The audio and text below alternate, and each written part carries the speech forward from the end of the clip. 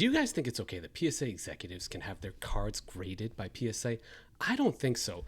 My audience that I polled yesterday, 80% don't think so. There's a lot of problems with this. I'm going to walk through some of the issues and make some suggestions that PSA should probably implement before we completely lose all confidence in their unbiased opinion on grading. So here's the thing. I am okay with them getting cards graded if the process is truly anonymous and fair. And they disclose this process, and they also list all of the cards that they currently own that are in PSA slabs. Much like a public company, Fortune 500 company, you need to disclose who owns what, how many shares are owned. You can see when they sell shares for public companies. You can even do it on the secondary for private companies. None of that is happening here. We've got Nat with a $5 to $25 million collection, depending on the PMG greens, and he brings them to shows. He owns those. Those were all graded by PSA. Again, he wasn't always part of PSA. He bought this thing with Steve Cohen's money back in 2021. Nat owns 10% or less of the company now. But here's the problem. The executives at PSA decide on grading standards. They sit there, probably in a boardroom, and they decide whether to change the standards or not. So I'm not okay with them owning cards anymore if they can change the standards on cards, which they can. They also know the internal thresholds better than anybody because they police them and they have quality control around them. So they themselves know exactly what can get submitted much better than you or I can, or even a bulk submitter. They also influence hiring and training. They interview these people. And most of all, they control policy. So even if they act ethically, the appearance of conflict here actually matters. I'm going to tell you why. Like I said, in other industries, public company execs can't trade on insider info. That's illegal, even though Steve Cohen's firm, SAC Capital, was fined $2 billion for profiting off of insider info. How much of PSA does he own? I think about 20%. Whoops. So I don't think it's good that an insider at PSA can grade their cards. I have a problem with it. I'm sorry. I think that they need to, like I said before, list all the cards. They need to have an auditor come in. And if they don't, not necessarily for the process, but I think these cards should get audited. So if Nat has 500 cards in PSA slabs, I think that we as a hobby should agree, okay, Nat, take your 500 cards. Once a year, we are going to conduct a random audit. We are going to have a grader from TAG, we'll have a grader from CGC, and we'll have a grader from PSA. They will not know, although it might be difficult to not know who the cards belong to. We'll find a lesser card, and we will take a 3-point audit on on what the actual grade on that card could be. Because I don't know if you guys saw Teapot's video yesterday. I mean, it's just buffoonery. This card has had 8 different grades from all the different companies. So let's audit this and see if these cards are truly what they should be in the slabs. I mean, this happens all the time in business. Judges recuse themselves from conflicts. Casino employees can't gamble in their own house. Auditors have to be independent. This is not an abnormal thing, and I feel like it's going to be something that ultimately destroys PSA if the executives just continue down this path and don't disclose what they own and how much they own, and don't get me started on the regrading. I don't think they should be allowed to take a card and resubmit it and try to get a bump in a grade. I also don't feel comfortable with them doing crossovers. I don't feel comfortable with any of this. Sorry, you took the job. You have shepherdship of this company that owns 92% of grading.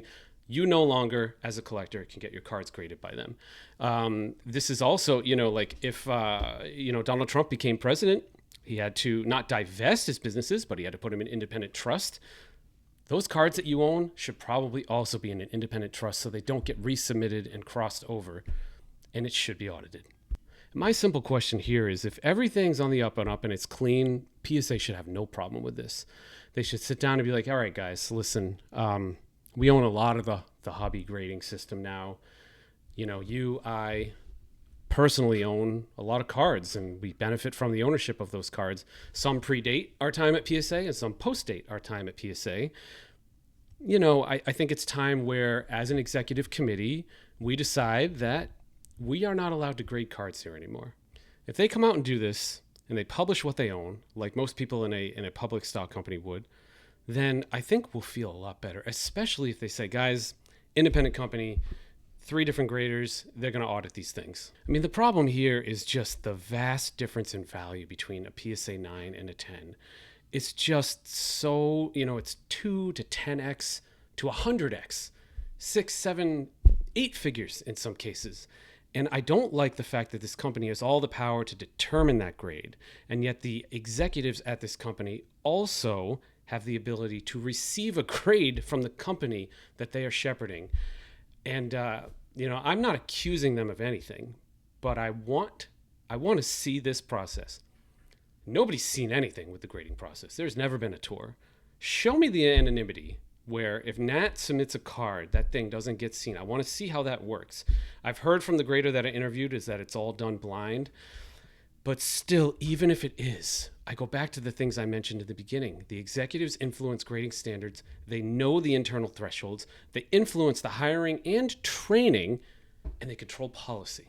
So even if it's blind, they can have an indirect impact on this, which is why I just think it's time to end it. I think as a hobby, we can actually apply enough pressure to do that. So again, the solutions: mandatory disclosure of all executive submissions, an inventory of all their cards that's public that we can all see, blind third-party grading review for some of these cards periodically, could be annually, every couple of years. Annually would be ideal, like an annual audit report. And I would like to see PSA publish a public conflict of interest policy. So let's assume they submit like everybody else. The graders don't know whose cards they are, and maybe they are within great internal controls. Great. Why not publish the policy? You don't need a video walkthrough, but publish the policy so we can see it and we can see the process that your executives' cards take. Because it comes down to hobby trust, and we need to protect the collectors, and we need to protect market confidence, and sadly, we need to protect PSA, because this all rides on you guys. We didn't ask you to take over 92% of the market. You chose it.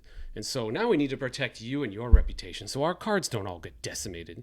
So let's see it. Let's see the public declaration of what you do and acknowledge that there is no conflict, and then I will be happy. Last thing too, I'm going to run an experiment.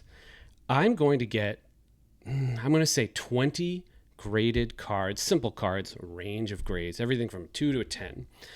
I'm going to have the grader that was trained by PSA, who was on this channel. What I'm going to do is I'm going to get these cards from everywhere. I'm not going to tell him, I'm not going to show him, I'm going to crack all these cards. I'm going to send them to him raw. And then we're going to hit record. And I'm going to have him grade these by PSA's standards live.